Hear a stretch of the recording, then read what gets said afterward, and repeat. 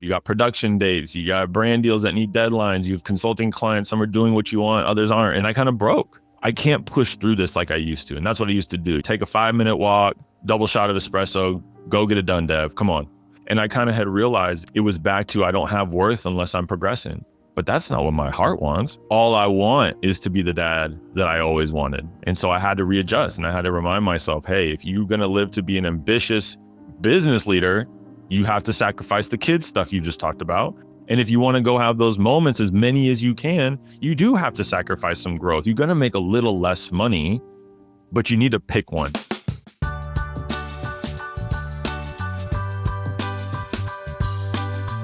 That story comes from my guest today, Devin Reed. Devin, one of the world's leading experts when it comes to content and marketing. Devin led content for $2 billion startups, Gong and Clari, before starting his own company, The Reader.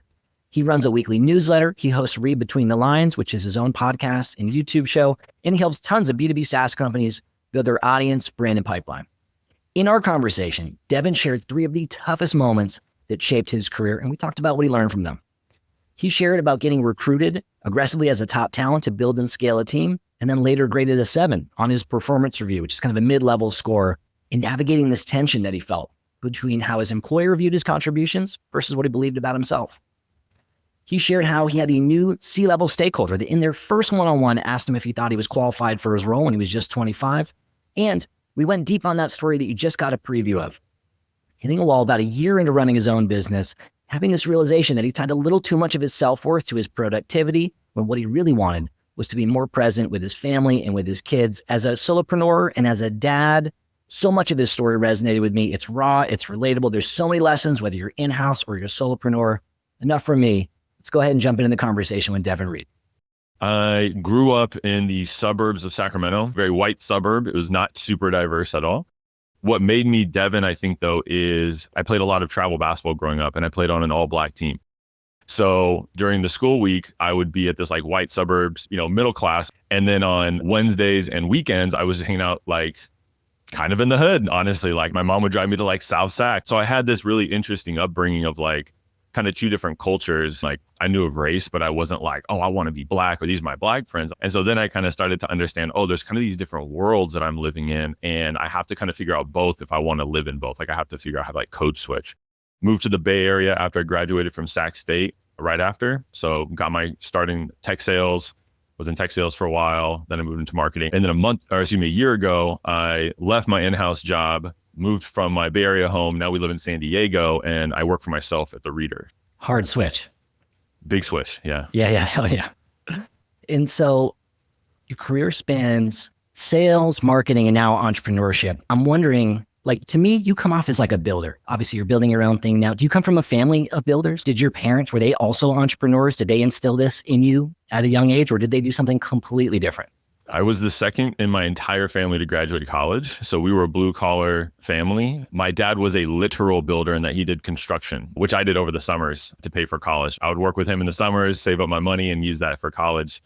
And so no, there was no entrepreneurs, but my grandfather on my mom's side, who was like my best friend, my number one role model, because me and my dad, I come from divorced parents, so I didn't really see my dad that much growing up. He would say dirt poor, like so broke, like just 1 of 7 kids, only had meat for dinner once a week, holes in his shoes poor. And he became a sales rep for 3M. So I think that did instill in me, get it on your own. Like you don't need to have things handed to you. Obviously that would help. That would have been nice. I think that all kind of accumulated to like, kind of the DNA of who I am now. Like no matter where you drop me, I'm going to figure it out. I love that, man. So you come from this family of blue collar family you share. Mm-hmm. What did you think you were going to do? Like if we could go back in time, talk to the 14-year-old version of you, what did that version of you think you might grow up and become? Well, it was not the MBA. I laughed immediately because senior year of high school, I had no plans of even going to college. I had very little faith in myself that I would go achieve something great. And so when I went to college, I was going to go be an accountant. Everyone needs an accountant. I'm going to go do that. So when I went to college, I took my first accounting class and I just remember looking up at the teacher and being like, dude, if I become this guy, I'm doomed. There's no way. So immediately 3 weeks in, I'm like, I got to get out of here.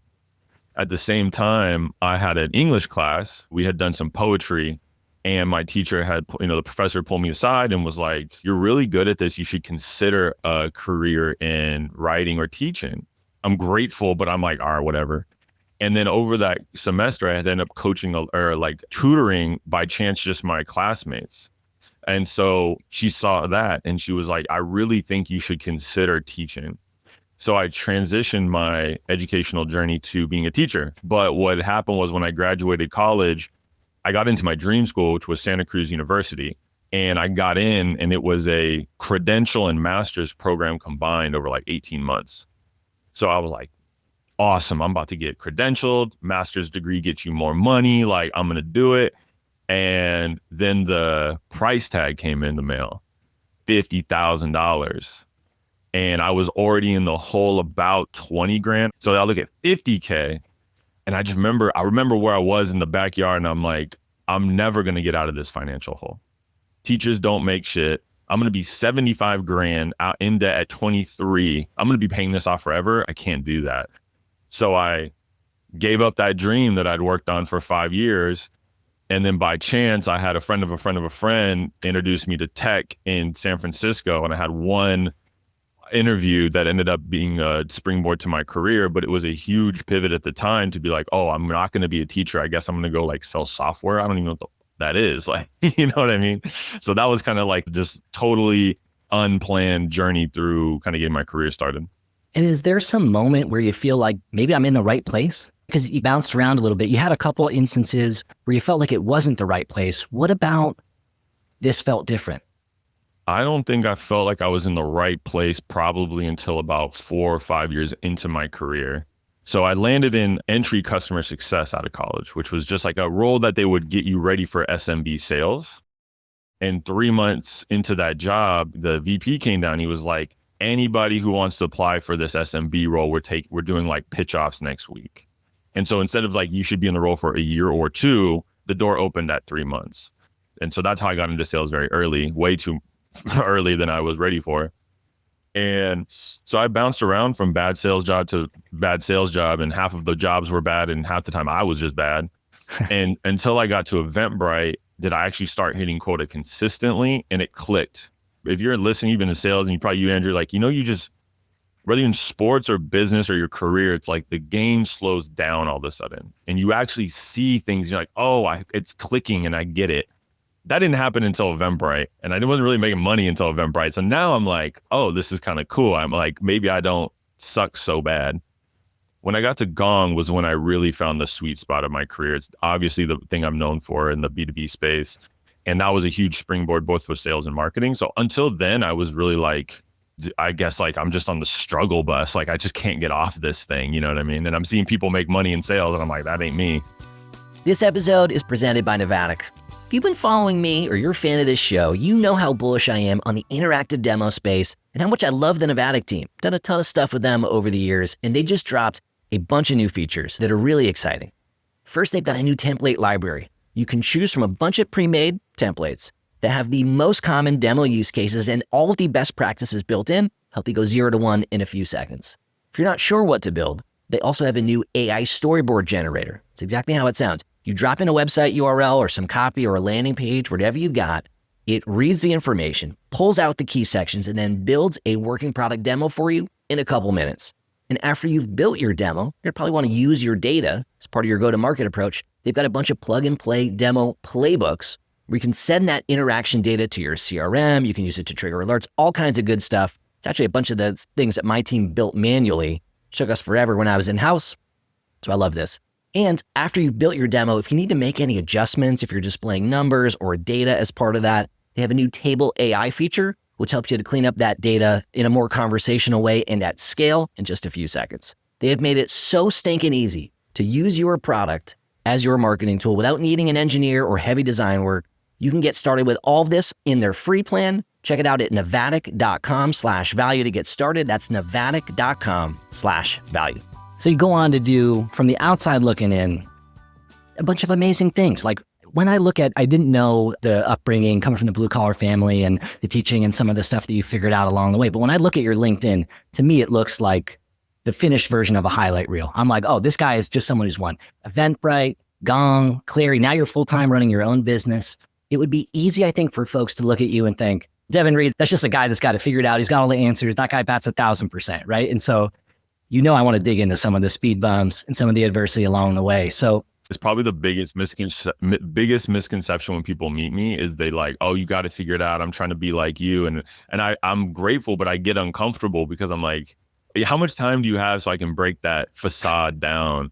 And that was actually why a big reason I was telling you before the show, I wanted to be on your show, was I'm kind of on this tour that I'm calling the whole iceberg, which is I'm going to show you the things that's not on the LinkedIn account that you don't always read on the newsletter, because I think a lot of times people see what I've achieved. And to your point, like, oh, it must have been paved. Like he had a vision and he lived it out. I'm like, no, I bounced around. I failed spectacularly many times.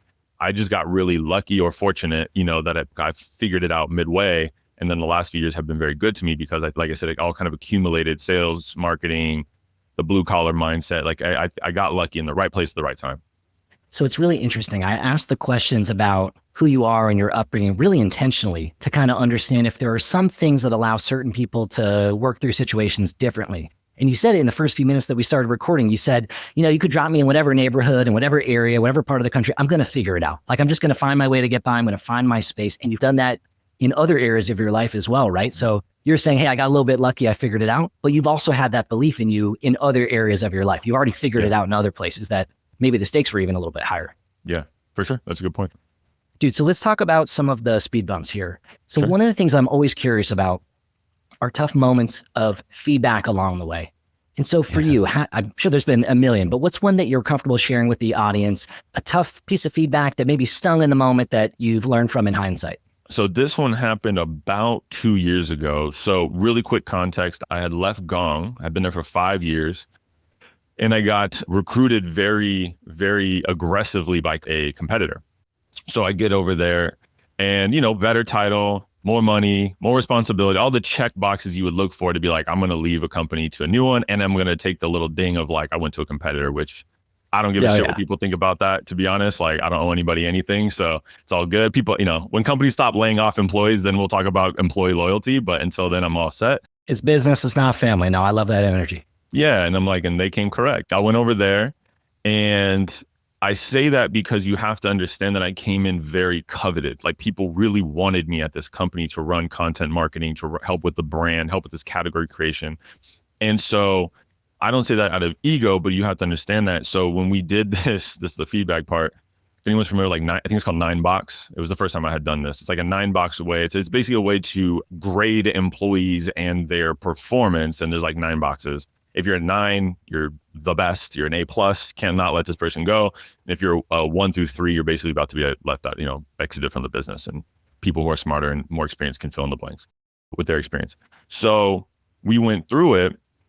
And of course, you're not supposed to know what you got. Like, your manager is not supposed to tell you what you got, because there's like a secrecy to this, which I already hated. Once they were like, you have to grade your directs, but you don't tell them, I already feel uncomfortable, because I'm like, well, then how do I be honest and improve them, right? Like, if you're a 5, I'm going to get you to a 7 this year, and then I'm going to get you to a 9, right? I honestly don't know how. I'm not snitching on my manager. He didn't just tell me, but somehow I had found out that my manager and his peer group, because that's how it is also great, it's not just your manager, it's a peer group, decided I'm a 7. And when I heard that, there was kind of a quick thought process of, is that true? Or is that absolute bullshit? I had a quick moment of doubt of like, damn, am I a 7? Got to puff my chest. Devin Reed's a 7? Fuck, that's a B+ on a good day. Like, no way. And then I thought about it, and I would kind of had to look back at my experience at this company and be like, man, none of the signals really show I'm a 7. Like, you recruited me because I'm a 9. I've put up numbers that show I'm a 9. You've been giving me people and teams and responsibility over the last few months that show I'm a 9, at the worst an 8. So I was like, you know what? Actually, this isn't me not being great. This is this company not seeing my value. And if they don't see it at this point in the game, they're never going to see it. They're never going to give me an 8 and a 9. And it could be people that don't like me, believe in what I do, all the whatever, but it's never going to happen. So that's when I was like, you know what? Forget this place. This is not a fit. It was kind of like the last straw of probably what I knew subconsciously was actually a very bad fit for me. And so, yeah, that began the internal discussion and plan of like, what am I going to do next? Because I'm not going to stay here. And I refuse to be somewhere where I'm not valued. And take us to the moment when you found out you were a 7. So you said you back channel found out about this. Is it before? Like, actually, maybe let's ask a different question. When you have this meeting with your manager, is it in person or is it like they give you a sheet and you like read it and then you talk about it later? Because where I'm going with is I'm curious if you knew that you were a 7 going into the meeting versus you had the meeting, it went okay, and then later you found out you were Later 7. I found out. Yeah. So basically what happened was like you get like a survey type thing for each of your directs, and then you fill it out. And then there's like the number, if I remember correctly from memory, is like the number is like an internal leadership thing. Cause then later you have to look at everyone's number, and like nowadays, and I didn't know at the time, I was naive, was like the low grades were actually heading towards a layoff. If there's a layoff coming, you're sending people there. Like that's what this is happening. And the other thing I had learned was I put someone as like a 7 or somewhere in that like upper middle. And I was told I probably should reconsider lowering them. And then later that person was laid off. And so when I kind of figured out this game that was being played, I hated the secrecy. I don't like grading people and not telling them the grade. That feels deceitful to me. And so, yeah, like it was just, you have a conversation, and I could tell it wasn't a 9 because he wasn't like, hey, oh, Devin, you killed it. And, we're going to do all these things. It was kind of like this, like kind of uncomfortable conversation. And me and my boss, we're great friends. Like it was never him. He's my boy. Like it's all good. But I could sense something was weird. Yeah. And so then later when I figured out, oh, it's because this group of senior leaders decided Devin's a 7, I was like, fuck all that. So what's really interesting to me is I talk to tons of folks who have been in the middle of this. Maybe they just had the meeting, they found out they're a 7 or some ancillary thing, but they find out they're not performing in the way that they think they are. And instead of doing what you did, which is thinking about it critically and coming to your own conclusion, they get in this funk where they feel like, oh, fuck, I guess I'm a 7. I thought I was a 9. I thought I was maybe a 10, but I guess I'm just a 7. Maybe I should just go do something else. Maybe I'm not who I thought I was. And you didn't do that. And I'm curious if you've reflected on why. Like if that is just something that's inside of you or where that belief comes from, if that's something you've worked on. Definitely I've worked on. I've been in therapy for 10 years. I say therapy, it's actually like awareness work is how I would call it, but I won't split hairs on the show. So it took a long time to realize I do have worth and to see that person and to love myself, because I didn't grow up that way. I grew up feeling less than and neglected and abandoned by certain people in my life. And that makes you feel like you don't have value. And at some point, I think probably during just like the first few years of my career and maybe even a little bit in college, I just kind of realized like you have to be your number one fan.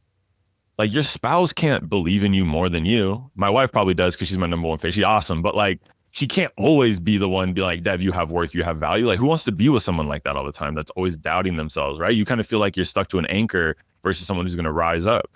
And so I think like over being doubted a lot, I just had to realize like, look, if I'm going to believe that narrative, I'm basically a loser.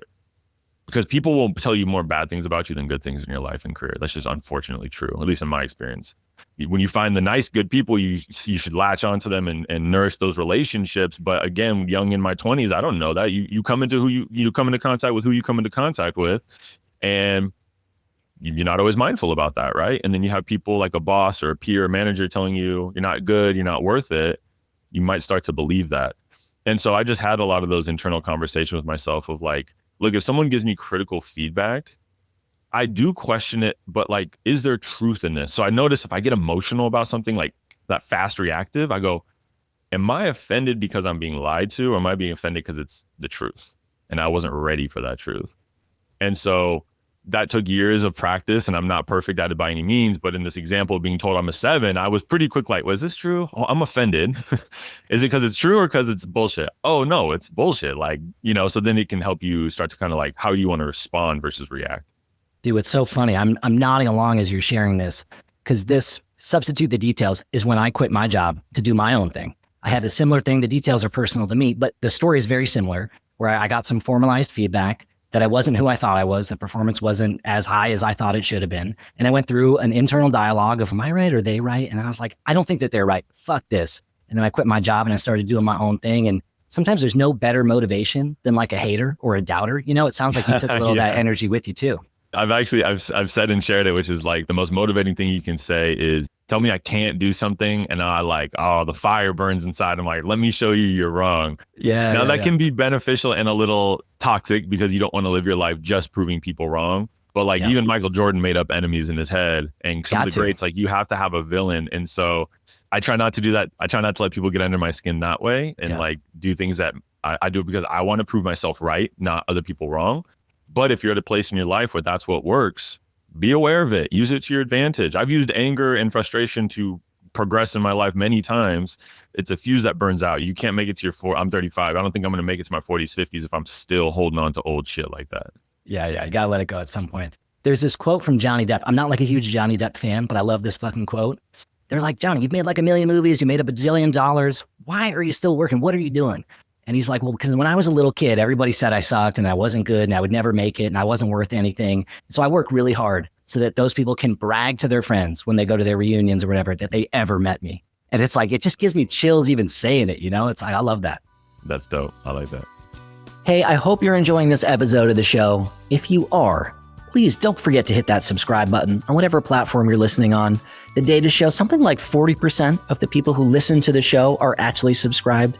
It is the best way for you to support the show, and it helps the algorithm find other listeners who are just like you. If you're feeling generous, a quick rating or review makes a huge difference as well. Thank you so much for listening and for your support. Now let's get back to this episode. All right, so we're talking a little bit about figuring out who you are, figuring out your self-worth, holding your space, all that kind of stuff. I'm curious to know, one of the other themes I like to dig into are moments of imposter syndrome, when maybe you get a little bit of crack in the armor when that happens. Have you ever had a moment where you felt a little bit of imposter syndrome? And if so, what triggered it? How'd you work through it? I laugh about it now, but one of the hardest pieces of feedback I got, I was young in my sales career. And so I was at my second sales job. And now I had quit my previous job and been recruited here to be an enterprise sales rep with a 1.5 years of SMB experience. And I was like 25, 26. So I'm going to let that sit for a second and you'll fill in the blanks. I had been at this company for about 6-7 months. The sales team wasn't performing. They, cut the leadership, new leadership came in, and this new CRO came in. And this CRO, in front of the whole team, introduced himself. His nickname was the Bulldog. Okay. So you already getting vibes right now.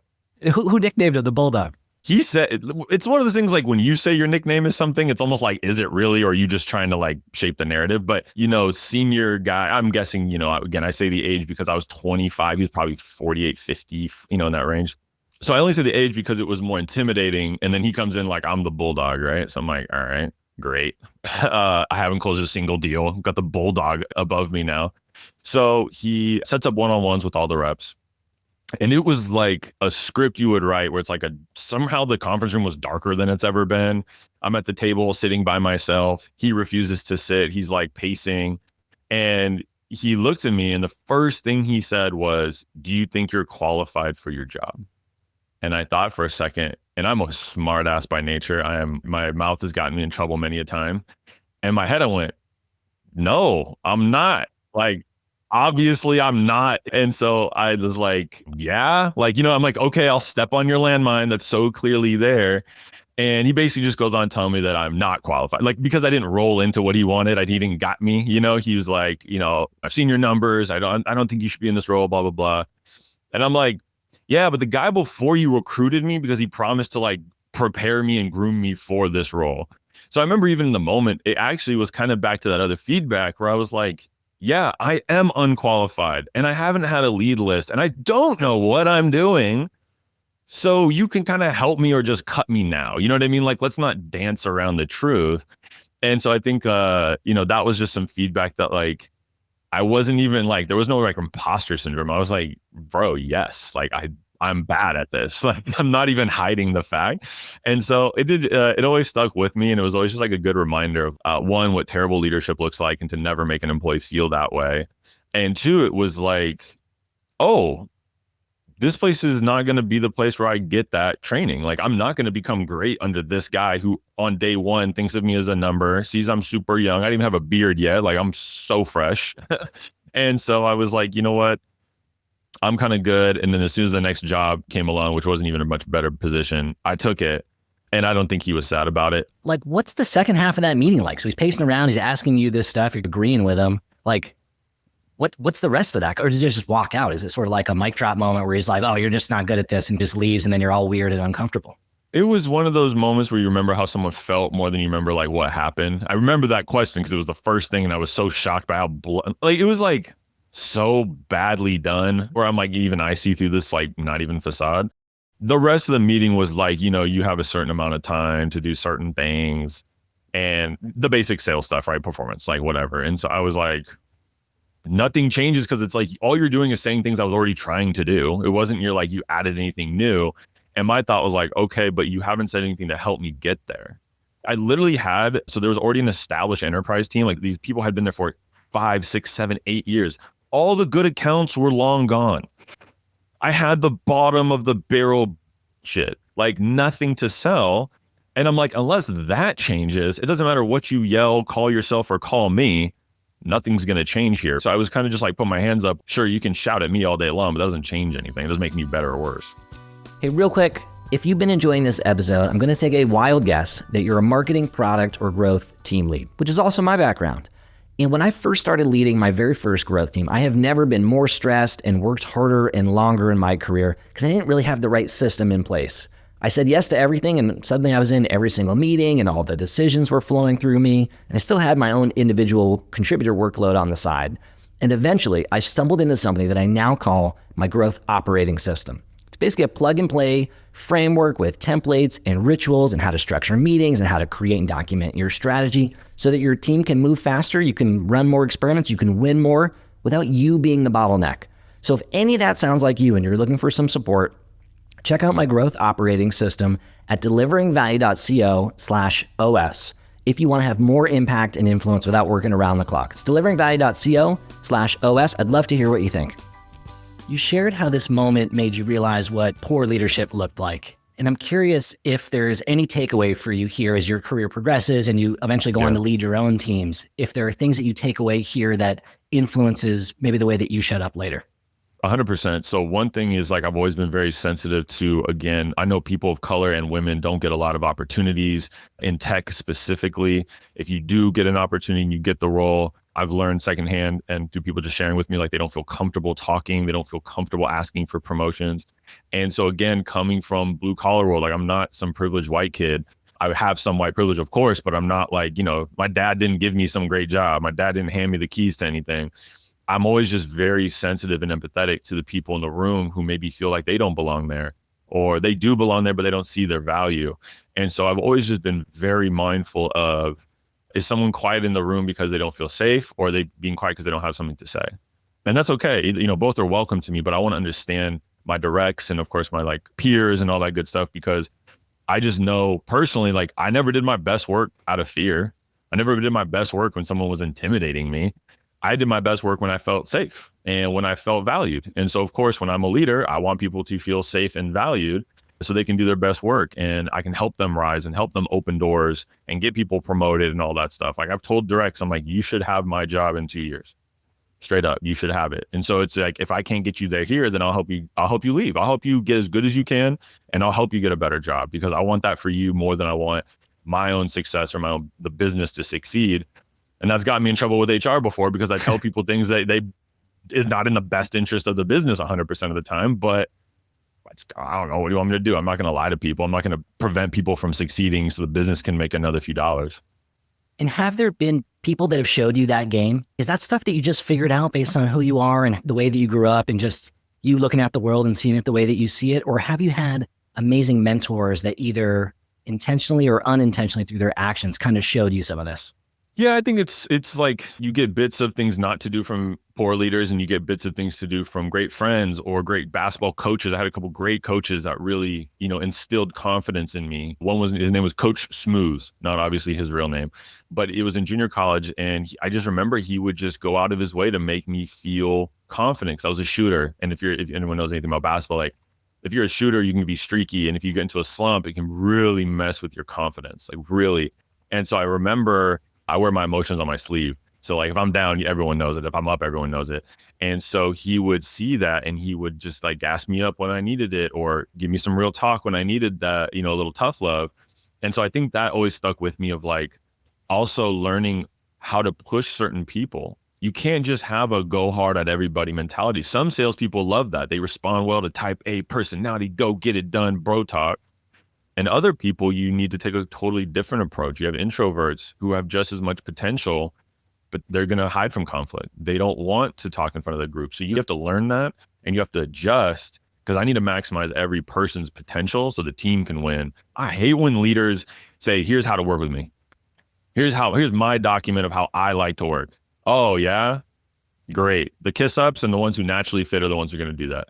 Me, I go, you're being lazy. Just because you wrote a document 2 years ago of how you like to operate and now you're at this company and this team, that's terrible. You lose my respect immediately. And if you've done that and you're listening, you might hate me. I'm sorry, but that's how I feel today. But the point of this show isn't to beat you up over your mistakes. It's like kind of to recognize that we all make mistakes. And that's kind of part of what makes us human. And really, you can't accomplish anything great in life, in a career, in sports without making a bunch of mistakes. That's usually the moments where you learn the most. And that's really the whole thesis of this show. So if anybody's listening that's doing that, it's all good. The best day to change is today. Well, and that's the thing too, I learned later was like, maybe you've experienced this. You probably remember, I'll say, failures, moments you've been corrected publicly, times you've been embarrassed, whether someone else did it to you or just yourself, shame, all that stuff. You remember that sharply because it's actually a defense mechanism. We are wired in our brain to remember that so that we avoid it in the future. So if talking, if correcting your boss in a team meeting got your wrist slapped publicly, you probably remember that for 10 years and you'll never do it again because you don't like that feeling. But we often, unfortunately, don't have the same mental library for our wins, successes, and times someone DM'd you and said, man, you changed my day because I heard something you said on Andrew's podcast. You kind of have to understand, like, if you feel like you're holding that stuff, it's not like you doing it. It's literally like your DNA, our brains are wired that way.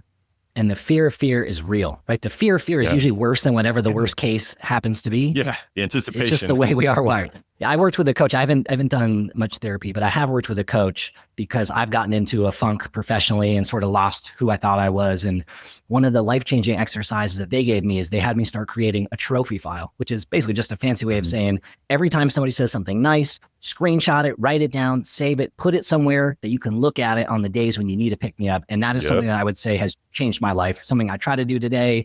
I encourage everybody listening and my clients to do that. That's one little thing that's made a big impact for me because that part of my brain is strong. I love that. I have one too. It's called Niceties. I don't know why I made it years ago, titled it that, but same thing. DMs, text, I just take a quick screenshot, drop it in there. And yeah, you having a bad day? It's all we need is a little momentum, right? It's like, like, I've done good things. I've helped people. Like, it's not so bad, All right. So you shared something in your newsletter a couple of weeks ago. I want to read it to you. I know that you know what's in it, but I want to read it maybe for the listeners. So here's what you wrote. You said, Q2 in a few words, we proved our business model works. We broke revenue records, pipeline was good, and life overall was great, except that it wasn't really. Q2 is kind of a make it, and then you crossed it out. You wrote break it moment. I was staring at my laptop one Tuesday afternoon, completely overwhelmed by a calendar, totally packed with everything that I set out to do, all the stuff I dreamed of when I quit my 9-to-5 about a year ago. But there's just one problem. I didn't want to do any of it. Something in my head was broken. Can you share a little bit more about what the heck was going on and how you worked through it? Yeah. So I had quit my in-house job and I was like, here's what I want to do. I wanted some consulting gigs. I want to make money. I want to be an advisor and have that experience. I want to do these brand deals because I'm a B2B influencer now and some other things on that list. And so I was like, cool. And I'm someone, when I have a clear goal, I'm dangerous. Like, I'm going to get it done. And if I find myself procrastinating and pushing something off, there's a sign. There's something going on there.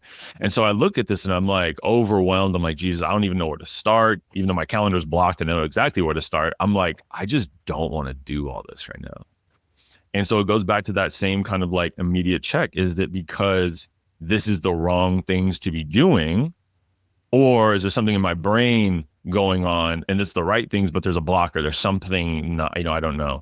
I did the check. Well, do I want to do this? Well, yeah, a year ago, I would have killed for this calendar. That was, I said, a year ago, I would have killed for this calendar.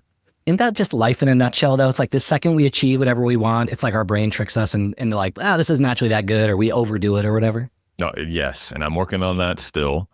Probably always. And so I was like, all right, something's going on with me. And what I kind of had finally figured it out and unraveled was I just had too much on my plate. It was just too much good. It was good stuff, but it was too much. And I know it's like, you can say, I was spread too thin, but then the cliche pops in and there's no depth to that phrase.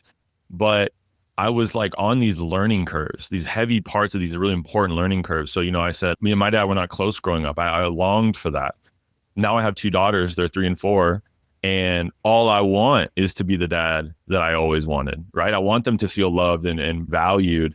And so I'm on this trail of like, every day is new. I'm not a girl. I'm a fairly masculine man. Like, I'm learning how to live with these little girls and be the dad that they need. At the same time, I'm learning how to be a business owner. I'm learning how to be like all these things. And it was just piling up. And going back to the thing we were just talking about, I didn't see the progress I had made. I only saw this mountain ahead of me. And it was just like wrapped in self-doubt and guilt. When I'm with my kids, I probably should be working right now so I can make more money for them. And when I'm making more money for them, I'm doing what my dad did. I'm not being with my kids. Or what am I doing? And I'm neither where I want to be or should be at the same time. And so then you're like, you got all this stuff coming up. You got production dates. You got brand deals that need deadlines. You have consulting clients. Some are doing what you want, others aren't. And it's just, you got new sales leads. There's all this stuff. And I kind of broke. I was like, I can't push through this like I used to. And that's what I used to do. Take a 5-minute walk, double shot of espresso, go get it done, Dev. Come on. And I just kind of refused that old wiring. And that's something else I'm working through in that therapy is like, there's this old wiring from my SaaS hypergrowth days of you work as hard as you can until you're exhausted and you grow as fast as you can. And I kind of had forgotten that I left that and specifically even moved to San Diego to be a slower pace. I moved down here and we did this whole big thing. Like, my wife quit her job. She works with me now because we realized there's this short window where our girls are going to need us more than ever. And they're going to want to spend time with us. And so I'm like, that's it's kind of like 10-year window, people kind of say. Then they make friends and they got other shit they got going on. So I'm like, I want to maximize that. Yet here I am filling my calendar with as many work things and and I kind of had realized it was back to, I don't have worth unless I'm progressing. I don't have worth unless I'm building something and raising the bar and my peers see me raising the bar. But that's not what my heart wants. My heart wants my girls to be like, Dad, we got to play war today. Or, hey, we went on a walk. Like, those moments. And if you're a parent, you know what I mean? Those moments in the day where time slows down and you're like, this is it. This is what it's about. And so I had to readjust and I had to remind myself, hey, if you're going to live to be an ambitious business leader, you have to sacrifice the kids stuff you just talked about. And if you want to go have those moments, as many as you can, you do have to sacrifice some growth. You're going to make a little less money, but you need to pick one. It's kind of like serving 2 masters kind of thing. And so, yeah, that conflict took a lot of time. It took weeks to figure out how I felt and to adjust. Hey, if you're enjoying the stories on this show and feeling like you're ready to tackle some of your own hurdles, I'm here to help. If you didn't know already, I offer one-to-one coaching specifically for people who work on or around growth teams who want to have a bigger influence and impact in their roles. Maybe you're navigating some tough moments, whether it's managing your team or handling feedback. Maybe you just want to step into a bigger leadership role, or maybe you're at a unicorn company today and you want to make sure that the company doesn't outgrow your skill set. Either way, I can help. If you're interested in learning a little bit more, head to deliveringvalue.co/coaching to learn a little bit more and set up a call with me to see if we jive. All right, enough from me. Back to the episode. I bet every single person who's going to listen to this episode, whether you have kids or a family or not, is going to nod their head as you share all that, just that tension of constantly putting pressure on yourself to grow, attaching, our self-worth to our achievements and our productivity. Mm-hmm. Have there been any habits or rituals or reminders that have helped you in this journey? Obviously, you mentioned a lot of reflection, maybe a little bit of therapy, but I'm wondering for the folks listening to this, if there's any other tools that they might want to put in their belt. I think a lot of self-reflection was a big part of it. One thing that was good at this moment of kind of burnout was we did have a family trip planned, me and my girls and my wife. So there was a very ambitious goal, which was we traveled 5 cities in California over 2 weeks. So we went from San Diego through Santa Barbara, Monterey, Mendocino, Sacramento, and Yosemite. So it was big 1,500 mile amazing trip. Dude, amazing. Like an amazing trip. It was awesome. It was the best time of my life. My wife even was like, she's like, you really outdid yourself. And the girls had an awesome time. And so during that time, what I forced myself to do was like, first of all, you're not going to solve any of this by trying. So just stop for a while. And that's hard. It's hard. And I know it feels like counterintuitive. But you just like at the point I was at, I was like, you've tried working through it and you know that's not going to work. So probably the first week was just like detox, like screen and work and all that stuff, detox. And then if you've probably experienced this too, Andrew, is like when you step away from the laptop, you know you're ready when you kind of like yearn for it a little bit. You're like, oh, now I want to do a little something. It creeps. It's not a whole, I'm ready to do a full day of work, but you're like, I would like to. So I just crept back in, and before I made any decisions, I had to figure out kind of the problems. So I was like, this was the question I asked myself: what old wiring am I still honoring today that I don't want? So I made a little list, and it was like, the first one was like, well, you said you used to work 10 hours a day. You said, I don't want to do that anymore, but you are. Okay. So I'm like, my personal goal was, all right, I'm going to start at 9 a.m. I'm going to take a break at noon because I wasn't taking a lunch break. I'm going to give myself at least 30 minutes to eat lunch and just, dude, sometimes I just lay on the floor with no music, nothing for 5 minutes and just like, bleh, let it just, and then I go 1 to 4 again. And the reasoning isn't just like, oh, I want to work 6 hours a day. It's, I want those moments with my kids in the morning, and I want those moments after school and after work where like, okay, dad does have shit to do. Like I do have to work, but I can, balance that the best that I can. So that was like one thing. The second was I had given up all my hobbies. I was a work guy and a dad guy. And it was actually funny. My daughter even told me, she's like, Dad, all you do is like hang out with us and work, huh? In the context of like, she had stuff she was doing like gymnastics. And I was like, pretty accurate for a 4-year-old. And so I was like, what, my therapist coach asked me this too. She's like, what would, this is actually a good question for the listeners. What would you do if you had the perfect day and you had no responsibility? She's like, I love this exercise. Yeah. So what came out for you when you did that you weren't doing? So I was like, I would wake up with a cup of coffee and I'd like read something that I want. It could be a novel, it could be a magazine, but like casual reading, not work stuff, not to be a better marketer, just to enjoy. And then like hobbies came in. I'm like, I'd love to go to the beach and go for a run, or I'd like to play basketball, or I just like physical activity. It makes me, feel good. And then just some kind of like, maybe yoga, or just some like stuff, like things I hadn't even thought of. I'd write, I'd do free writing, right? And so she's like, I want you to find the next Friday you have and take that day off and do whatever that is. So like, all right, cool. That's my next thing, right? And so then I started plotting in, Dad has, basketball's my Wednesdays are my basketball days. Everyone knows I'm off the hook for night duty with the kids. Like Dad goes and plays, and Charlie's like, my wife's like, you need this more than you know. You need to go compete and be with guys and get guy time, because I'm with, men will understand this one. Like when you're in a house working from home all the time with just women in the house, you need guy time. You just do. So it was like things like that. And then I think too is like setting boundaries of like how many traveling, work travel am I going to do a month? What am I going to say no to? And then the other one was, a big one was like, how much money do we really need? And we set the number, and it was like, cool, if you hit this number, you win. And if you go over it, you win even more. But you don't win like more though. You don't win more, you just win, but like, congrats, you went over, right? And right. It just took the pressure off of like more and more and more. Cause what, if you're in sales, what happens if you hit 100%? Can you get another deal? Can you get 2 more deals? Can you hit accelerators? I'm like, there are no accelerators. The accelerator is time. The bonus is time backed, so I can work less. So I know I kind of went on for a while and rambled a little bit, but like that was kind of like this big process I had to go to. It wasn't like a 5-point checklist and like the next day it's done. And that was the other lesson. It was like, this stuff, transition takes time, takes weeks, months sometimes, and you can't rush it. You have to surrender to the transition and just let it occur. Dude, there's a lot of good game in there for folks listening. Where did you stumble on, I'm going to use my words, not yours, but like that perfect day exercise? It's literally something I did with a client like this morning. I think that's something everyone should do. How did you hear about that? My coach was the one who put me onto it. And before that, the challenge, one of the things I had prompted her, I was like, I have everything and I'm very unhappy lately. And I say everything as like, this is what I want, folks listening. Like, this is not what you want necessarily, but I'm like, I have the perfect wife. She's beautiful and I want no one else.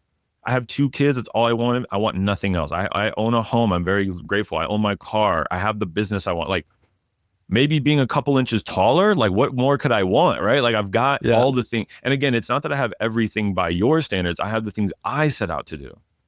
So why am I unhappy? And it was the chase.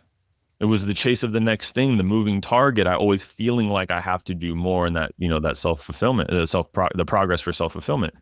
And so she's like, forget all that. Just what makes you happy? I'm like, I love to ball. I love to hoop. I love to shoot 3. I love that. Okay, cool. What else do you like? I like to learn how to, I'm not good at yoga, but I like learning that. I love to read great novels. I love to, so it's just like literally, I love fill in the blank. And you're not trying, it's just letting yourself kind of open up and things come out. And then like things came up, like I love uplifting others. I love helping other people achieve their journey, their goals. And so now you've got this nice list. And some of these things you can do every day. And some of these things, and now I do this, it's called Dev Day, which is once a month on Fridays, third Friday of the month. I take the Friday off. I go do whatever I want. I sleep in sometimes. I might go to a new cafe, try some sushi out. I might do whatever I want that day. But the whole point is there's no expectations. There's no goals. There's no one to report to. And she calls it taking the backpack off. The backpack of responsibility of dad, of money, of all this stuff. She's like, just give yourself a day to take it off. Because guess what? The bag will be right where you left it when the day's done. You can put it right back on Saturday morning and you'll be right back to where you are and you can keep building and progressing. But you got to give yourself some time to take the backpack off. I think that journey is unfortunately a common one. I remember reading at some point that after winning like an Olympic medal, that athletes fall into depression at like the highest rates of their lives, which is insane, right? After achievement. But you're right, it's the chase. Mm-hmm. And when you don't have a chase and there's not a mountain to climb, it can often feel hollow. And I think probably there's a lot of folks listening to this that have felt that at work, right? Like you want a title, you want to get a promotion, you're trying to get a certain income level. And the second you get it, you realize that actually wasn't the thing that's going to make you that much happier and that the happiness has to come from a different place. So what I like is that you shared a bunch of advice for folks listening to this that might be struggling with that, from perfect day exercise to taking, time for stillness, finding time for activities and hobbies. There's a lot of good stuff in there. Thank you for sharing all that. Of course, man. Of course. So for you at this stage in your career, you've talked about setting intentions for certain revenue goals and, after a certain point, kind of hitting those and feeling like you're in a good place there. How do you think about goals? What are your goals for Devin Reed, who's running the Reader, who's making enough money in the way that you've defined it, who's got, a growing family, who's got a wife that works with him? How do you think about goals at this stage? It's less metric based than it used to be. It used to be a dollar sign, used to be a bank account, used to be a thing. And I think the first thing was, which one of these goals was for other people to view me a certain way?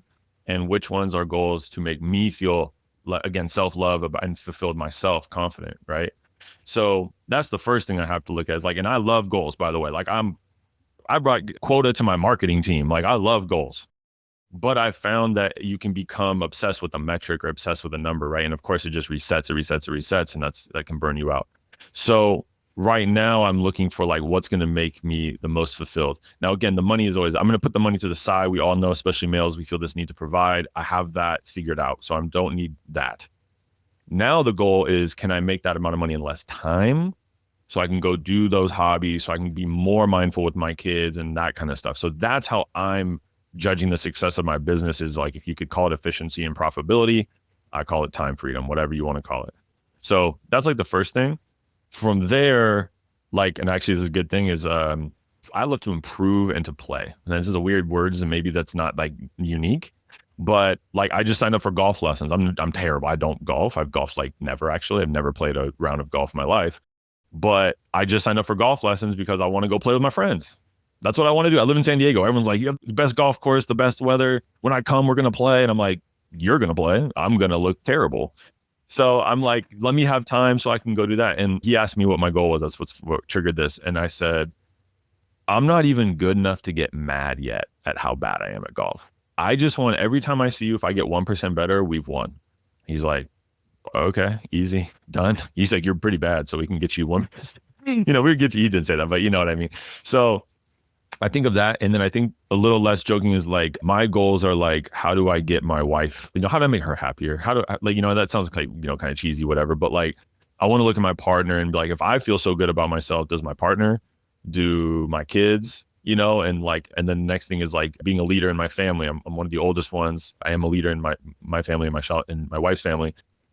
How can we design family group nights, or how can we have a weekly poker game? How do I make sure everyone's having fun? How do I facilitate that stuff? You know what I mean? So that's and you can't put a number to that. It's just a feeling. I just want to go to bed and feel like I did my best that day, and look back over the year and say, hey, we all got a little better because I contributed. And so it really is that purpose and feeling like you're involved than it is, again, hitting a goal, so to speak, And I'm wondering for you, related to the stuff that we've been talking about, setting goals, finding fulfillment, finding balance, working through adversity, if there's anything that you haven't said that you want to say. It's okay if the answer is no. I lean towards no, because I think you've done a phenomenal job getting me to say things I don't usually share publicly or on digitally. I think like the place where I'm at now, I think like maybe one thing to think about is just be cautious of the advice you're getting and like where that person is in their journey. So if what I'm saying to you sounds spot on, you're probably in a similar-ish range of our life journey. But also be aware of maybe people from a different viewpoint, usually age sometimes, giving you advice of what they think is the right thing to do based on their life journey, and it might not make sense. And so I just say that because I've gotten advice from people like, you shouldn't do that because blah, blah, blah. And I'm like, but that's like, that made sense 14 years ago. That doesn't actually apply to me now. And so it's really hard to have that filter. And so I also kind of say as a caveat to everything I've just said, which is like, I didn't come on here to teach anybody anything. I came on just to, well, hang out with you, Andrew, because I like you, but to share the whole iceberg, because I found it also at this point in my life, relatability is like an incredibly valuable thing. I don't know that I need a ton of advice so much as I just need to feel like, oh, it's not just me, and to feel validated. So I hope that this conversation did that for somebody. For folks listening that want to learn more about you and hear more of your stories, you got a lot of different media products. Where should we send them? We'll put links to everything in the notes. Yeah, 3 main places. LinkedIn. So if you're on LinkedIn, I'm there. I have a podcast called Read Between the Lines. That is a pun on my name. And then I also have a newsletter called The Reader, second and final pun. So yeah, I would say those are some good places. And I'm leaning into more kind of stories like this. There's definitely tactical stuff for becoming a better marketer and entrepreneur, but I'm really trying to include these stories in there too. Dan, thanks for coming on, man. Appreciate it. Of course, man. Appreciate you.